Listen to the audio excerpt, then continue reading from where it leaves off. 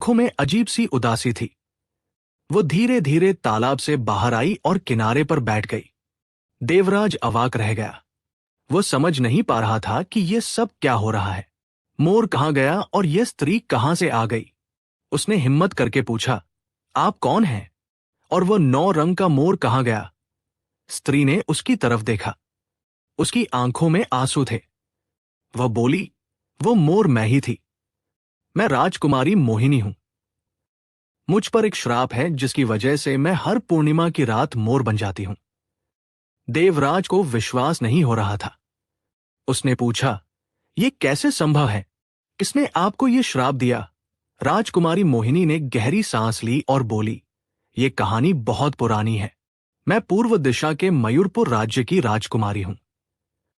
कुछ साल पहले एक साधु हमारे महल में भिक्षा मांगने आए। उस दिन मेरा मन बहुत खराब था।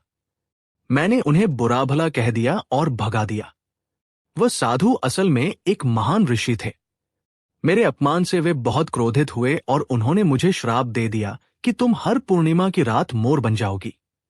जब तक कोई सच्चा प्रेमी पूरी रात तुम्हारी रखवाली नहीं करेगा, तब तक ये श्राप नहीं टूटेगा। देवराज ने यह सब सुनकर करुणा से कहा, यह तो बहुत दुखद है, पर आपके माता पिता ने क्या किया? मोहिनी बोली, मेरे पिताजी ने बहुत कोशिश की। वे उन ऋषि को ढूंढने निकले। पूरे राज्य में खोजा, पर ऋषि कहीं नहीं मिले।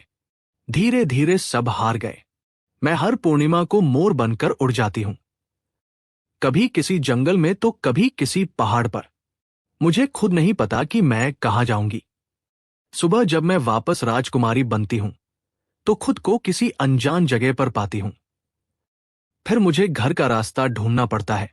ये कहते कहते राजकुमारी फूट फूट कर रोने लगी।